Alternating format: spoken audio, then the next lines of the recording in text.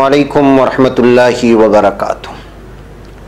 सीधी बात के ताज़ा प्राइम टाइम में आप लोगों का इस्तकबाल है। नाज़रीन, मैं आज के मॉर्निंग प्राइम टाइम में आप लोगों के सामने बांग्लादेश में मुकीम पाकिस्तानी बिहारी मुसलमानों के सिलसिले में बात करूँगा, जिनको आप ये कह सकते हैं कि ना खुदा ही मिला ना विसाले सनम।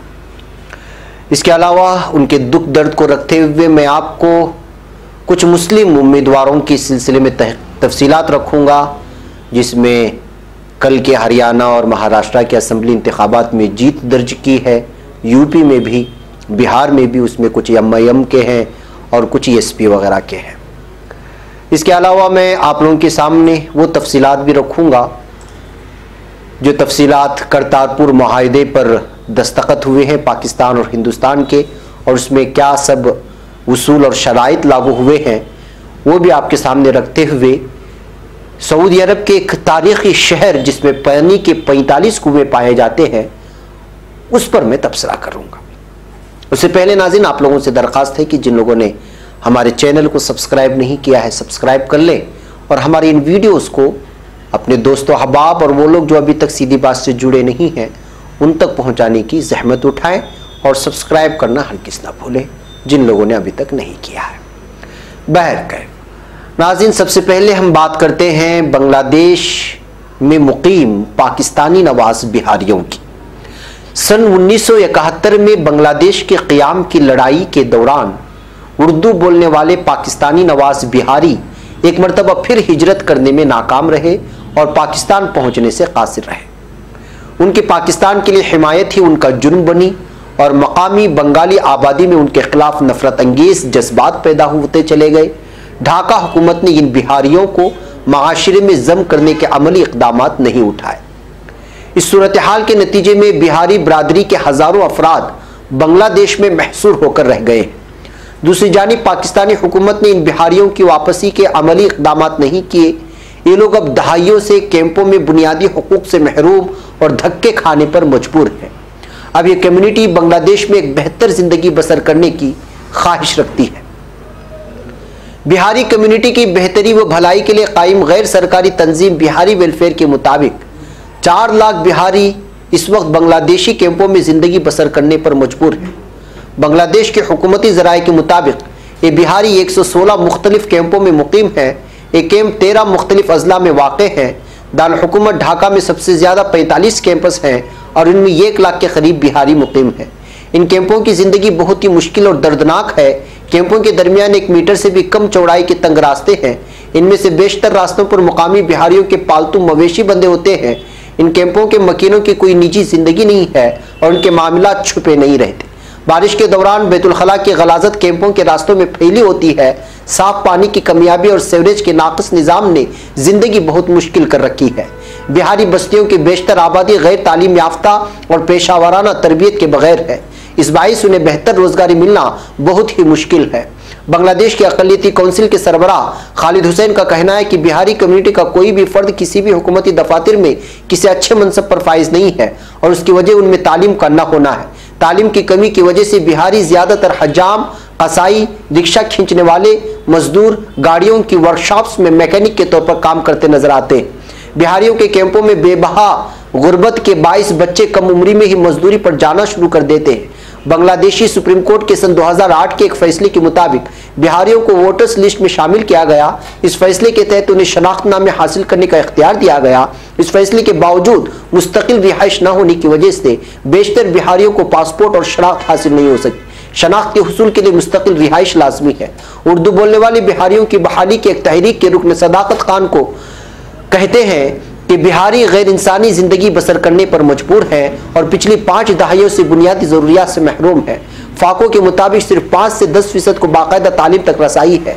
फाको का ढाका हुकूमत से मुतालबा है कि उनके हालात को बेहतर बनाने पर तवज्जो दे ताकि बिहारी मुनासिब जिंदगी बसर करने के साथ साथ अपने बच्चों को तालीम दिलवा सके। पाकिस्तानी बिहारियों को बांग्लादेश मुखालिफ होने के इल्ज़ाम का भी सामना है। उनकी कम से कम 2 नस्लें सन 1971 के बाद पाकिस्तान की हिमायत की सज़ा भुगत रही हैं और अभी भी उन्हें पाकिस्तान नवाज ख्याल किया जाता है। एक बिहारी का कहना है कि वो सब बांग्लादेश में इंजिमाम की कोशिशों में हैं। बिहारी ढाका हुकूमत से मुतालबा करते हैं कि तालीमी इदारों में उनके लिए कोटा मुकर्रर किया जाए और इसी तरह सरकारी मुलाजिमतों में भी कोटे के तहत नौकरियां दी जाएं ताकि कम्युनिटी अपनी गुर्बत और नाखानदगी को ख़त्म कर सके। नाज़रीन, ये राहत राफे यानी आबिद हुसैन की DW को रिपोर्ट है, जो वहाँ पाकिस्तान नवाज बिहारी मुसलमानों की जो दुर्गत बनी हुई है और बांग्लादेश हुकूमत की जानिब से उनकी जानिब किसी भी तरह की कोई भी कार्रवाई नहीं की जा रही है, उनको तालीमी मैदान में आगे लाने के लिए हो या एक बेहतरीन शहरी बनाने के सिलसिले में, तो जाहिर सी बात है कि उनकी आवाज़ को वहाँ की हुकूमत तक पहुँचाना वहाँ के समाजी कारकुनान के, वहाँ के अखबारों की जिम्मेदारी है। इस तरह आप बेयारो मददगार किसी को नहीं छोड़ सकते, चाहे वो कोई भी कम्युनिटी हो। बहरकैफ बांग्लादेश की हुकूमत की पर यही उम्मीद लगा सकते हैं कि वो इन पाकिस्तान नवाज बिहारियों के तरक्यात पर तवज्जो देगी। बहरकैफ नाज़रीन, अब हम बात करते हैं ज़िमनी इंतखाबात में हरियाणा, महाराष्ट्र, यूपी और मुख्तलिफ रियासतों में कुछ लोगों की तफसीलात मुझे मौसूल हुई हैं कि कौन मुस्लिम उम्मीदवार कामयाबी हासिल किए हैं। इनमें से अगर सबसे पहले बात करें हम लोग मजलिस इत्तेहादुल मुस्लिमीन के, तो बताया जा रहा है कि 44 उम्मीदवारों को इस मैदान में उतारा गया था, लेकिन अब तक जो मुझे रिपोर्ट मिली है, कल शाम तक जब रिकॉर्ड करने से पहले जो रिपोर्ट मिली, उसमें 3 MIM के उम्मीदवारों ने कामयाबी हासिल की है। सबसे पहले शाह फारूक अनवर साहब, जो महाराष्ट्र के धुले सिटी से जिन्होंने इंतखाबात में हिस्सा लिया था, अपनी किस्मत आजमाई की थी, उन्होंने 2672 वोट की ज़्यादती से कामयाबी हासिल की है। ये जब मुझे रिपोर्ट मिल रही थी, और ऑफिशियल पेज जो MIM का है, मजलिस इत्तेहादुल मुस्लिमीन का, वहाँ से मैंने ये ख़बर ली। इसके अलावा इसी ऑफिशियल पेज में ये इत्तला भी दी गई है कि मौलाना मोहम्मद इस्माइल अब्दुल खालिक साहब, वो भी जो है मालेगांव सेंट्रल से 38,519 वोटों के साथ जीत दर्ज की है। और उसके अलावा कमरुल हुदा साहब किशनगंज बिहार से, इन्होंने भी जो है MIM की सीट से जीत दर्ज की है। अब MIM को लेकर के मुख्तलिफ मजलिस इत्तेहादुल मुस्लिमीन को लेकर के मुख्तलिफ किस्म के तबसरे होते हैं, बात आप लोग जानते ही हैं। अजीब किस्म के जो है उनकी मुखालिफत भी होती है, मुसलमानों के लिए नुकसानदेह भी कहते हैं, और सेकुलर वोट काटने वाले भी कहते हैं, जो भी है। लेकिन 44 सीटों में 3 सीटों का, और ऐसे सीटों पर जहां पर जो है MIM की सीट नहीं थी, वहां से जीत दर्ज करना एक तरफ जो है खुशी की बात है, तो दूसरी जानब इतनी सीटों में इतनी कम सीटें हासिल होना, ये भी तशवीश की बात है। लेकिन एक बात तो हक है और ज़रूरी है, मुझे मानना है, आपको भी मानना पड़ेगा कि इस वक्त मुसलमानों की नुमाइंदगी के लिए किसी ना किसी पार्टी को सामने आना होगा, किसी सियासी कायद को बनाना ही होगा। ये हम तमाम मुसलमानों की जिम्मेदारी है। बहरकैफ नाज़रीन, अब हम बात करते हैं भिवंडी की, जहाँ से एक मुसलमान कैंडिडेट ने जो है जीत दर्ज की है, और उनका नाम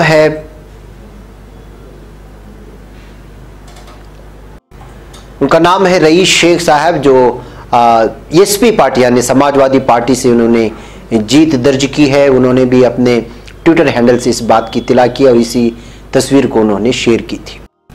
इसके अलावा अगर हम महाराष्ट्र असेंबली इंतखाबात की बात करें, तो महाराष्ट्र असेंबली इंतखाबात में BJP शिवसेना इत्तेहाद दोबारा हुकूमत साजी करती हुई नजर आ रही है, लेकिन शिवसेना अपने ही घर में इंतखाब हार गई है। शिवसेना के उम्मीदवार कांग्रेस के जीशान बाबा सिद्दीकी ने हराया है। महाराष्ट्र असेंबली इंतखाबात में 2019 में शिवसेना अगरचे किंग मेकर जरूर बनकर उभरी है, लेकिन वो बांद्रा ईस्ट की सीट का दिफा नहीं कर सकी, जो कि एक VIP सीट है। दिलचस्प बात यह है कि बांद्रा ईस्ट इलाके में ठाकरे खानदान का घर मातुश्री मौजूद है। ये नशिस्त पिछले इलेक्शन में शिवसेना के कब्जे में चली गई थी, लेकिन फिर वो इस असेंबली इंतखाबात में इस नशिस्त से महरूम हो गई है। इस नशिस्त पर कुल 13 उम्मीदवार अपनी किस्मत आजमा रहे थे। बांद्रा ईस्ट से शिवसेना के उम्मीदवार विश्वनाथ महादेश्वर को असेंबली इंतखाबात में कांग्रेस के उम्मीदवार जीशान बाबा सिद्दीकी से हार का सामना करना पड़ा है।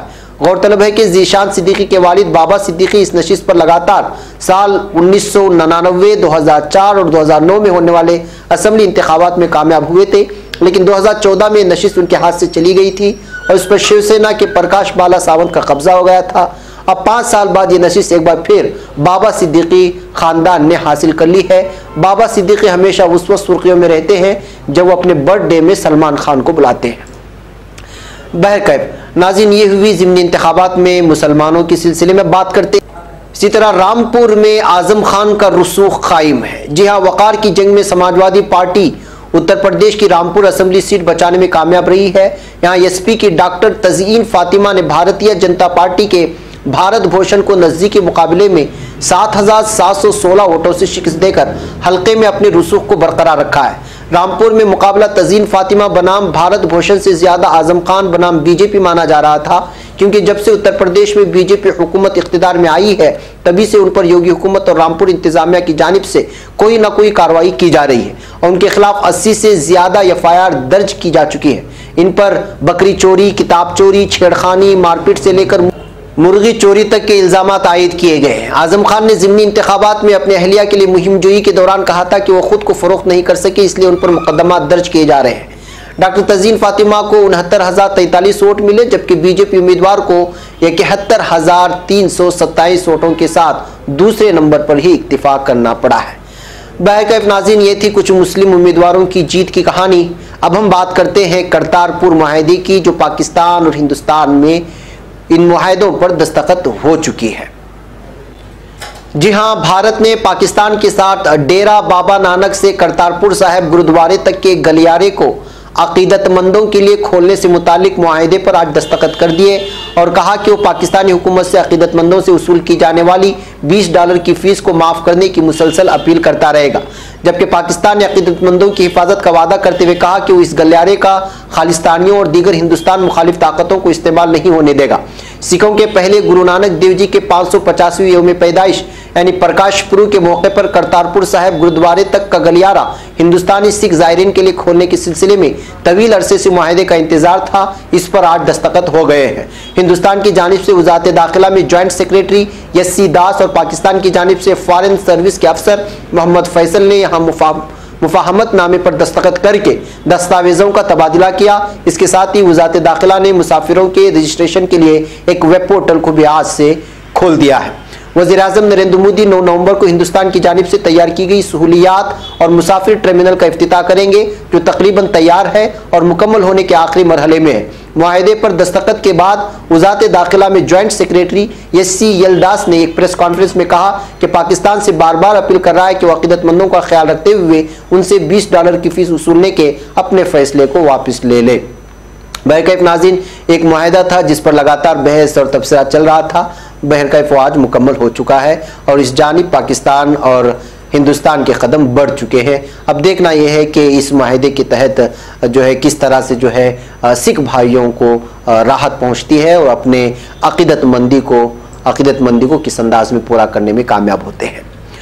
बहरकैफ नाज़रीन, अब बात कर रहा हूँ एक सऊदी अरब के उस तारीख़ी शहर की या इस्लामी यादगार की जिसकी रिपोर्ट की गई है। सऊदी अरब के शिमाल में वाक़े तारीख़ी इस्लामी यादगारों में एक ऐसा शहर भी है जिसमें पानी के 45 कुएं आज भी मौजूद हैं। मुल्क में शिमाल में वाक़े ये इलाका इस्लामी नक्शोनिगारी और दीगर आसार कदीमा की वजह से काफ़ी शोहरत रखता है। हायल गवर्नरी के जुनूब मशरिक़ में फैद नामी गाँव, जो सऊदी अरब के सबसे अहम आसार कदीमा के मकामात में से एक है, बर्क जुबैदा और सियाह रंग के पत्थरों से बना एक पुराना किला जिसे कसर खिराश कहा जाता है, इस इलाके के तारीखी लैंडमार्क है। टूरिस्ट गाइड वलीद अल उबैदी, जो सियाहत में गहरी दिलचस्पी रखते हैं, उन्होंने एक अरबी चैनल को बताया कि फैद तारीखी इलाके हाइल का एक बहुत अहम आसार कदीमा का मकाम है। अलकसीम रोड पर हाइल 92 किलोमीटर दूर दर्ब जुबैदा के वस्त में वाक़ है। खसर खिराश, बर्क जुबैदा, अजीब व गरीब गारें, टीलों का इलाका और दूसरे तारीखी मकामात इसका हिस्सा हैं। अल उबैदी ने यह भी बताया कि शहर में 45 से ज़्यादा पुराने कुएं दरियाफ्त हुए हैं। इनमें सबसे अहम कुआं अल हमरा का है, जो पहले आइनुल नक़ल या आइनुल बारिद के नाम से मशहूर था। खुदाइयों के दौरान यहाँ से मुख्तलिफ जानवरों, कदीम पेंटिंग्स, इस्लामी तहरीरों की एक बड़ी तादाद में और आसार कदीमा की पेंटिंग्स दरियाफ्त की गई हैं। उन्होंने इस बात की भी तस्दीक की है कि अब्बासी दौर से ताल्लुक़ रखने वाले सोने और चांदी के सिक्के, तांबे के बर्तन और 1300 साल कदीम मुख्तलिफ किस्म के बर्तन भी यहाँ मिले हैं। तारीख़ और जोग्राफिया की किताबों में फैद का नाम एक पुराने शहर के तौर पर मिलता है।